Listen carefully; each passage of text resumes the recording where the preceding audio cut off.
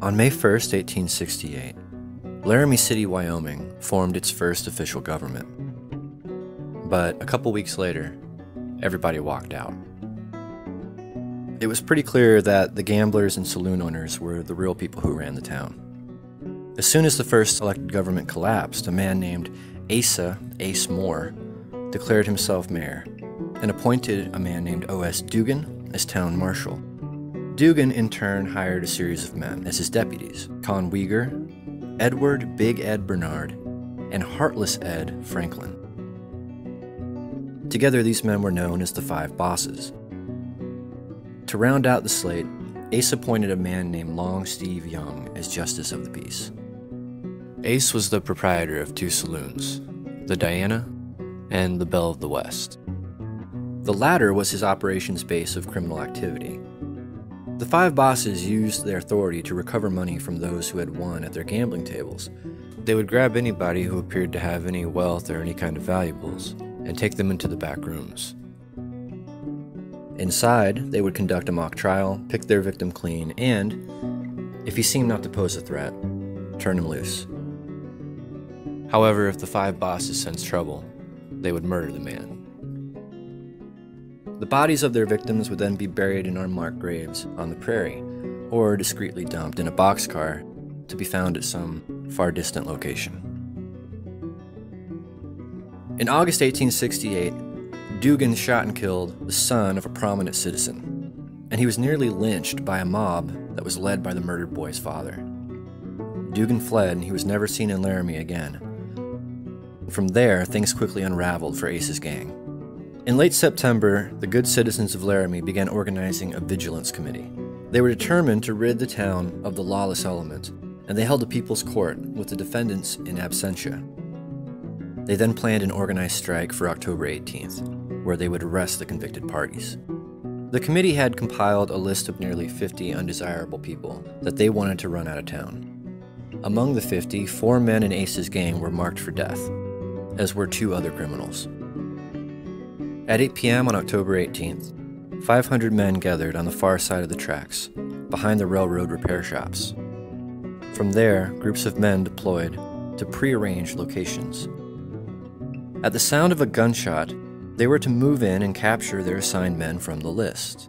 The idea was to then sort through them all and then hang the 3 main bosses of Ace's gang and Justice Long. They would then put the rest, including the lesser criminal Heartless Ed Franklin, on a train out of Laramie under threat of death should they ever return. However, a gunshot unrelated to their plan was fired, and only the party assigned to the Belle of the West was in position to make their move. The men in the Belle of the West met the attack with gunfire, and the battle lasted 15 minutes. Con Weger and Ed Bernard were badly wounded. Charles Barton, a cornet player, was killed. Barton had had nothing to do with either side, and had simply been paid by Ace to play the cornet at the bar. A man whose legal name was Willie Willie, who happened to be a fireman on Union Pacific's engine number 69, was shot through the bowels and expected to die.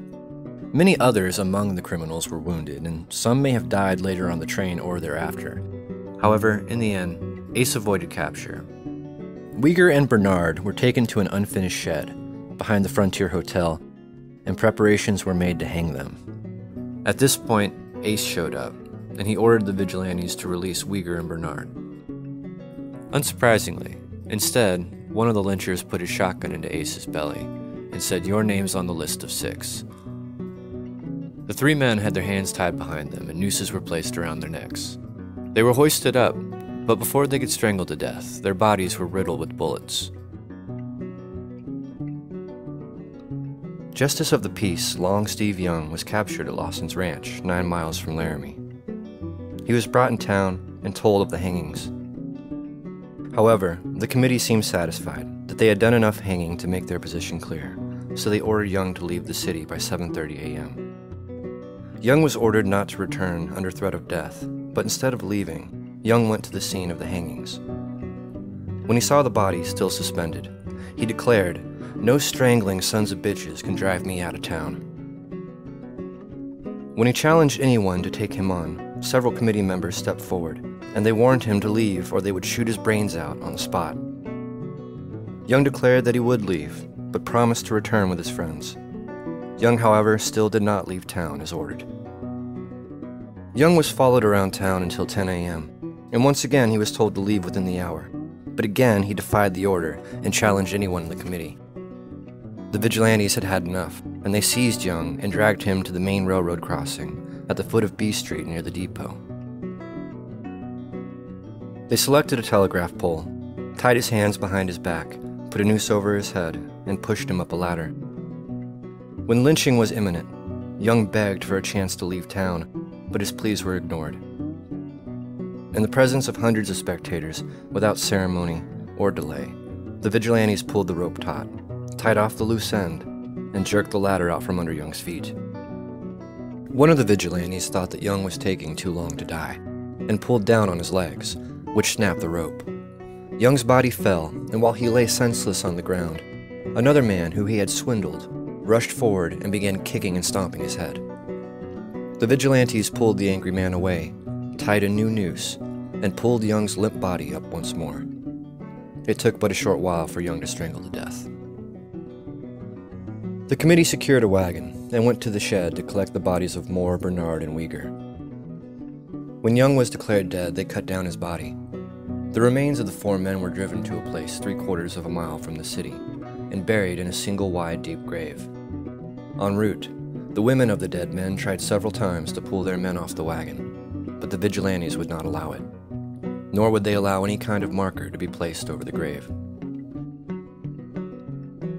Willie and Barton died of their wounds, and on October 21st, 1868, the Daily Leader's editor, a local paper, reflected on the affairs in Laramie. Without desiring to pass judgment upon those executed or their executioners in Laramie on Sunday night and Monday morning, we would ask if the sacrifice of the life of one innocent man is not too much to pay for the punishment of a dozen guilty ones. Willie and Charles Barton are both victims of a usurpation of the law.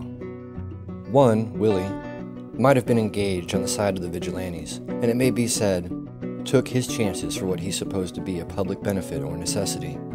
But the other, Barton, was simply a harmless musician. The question is if the benefits, granted they exist, of the Laramie executioners are sufficient to justify the death of one good cornet player. After these events, Laramie's Vigilance Committee, which had been reduced to 300 men after the raid, began to raise funds for their wounded and for the purpose of forming a permanent organization. Once the four main members of Moore's gang were executed, law was restored to Laramie.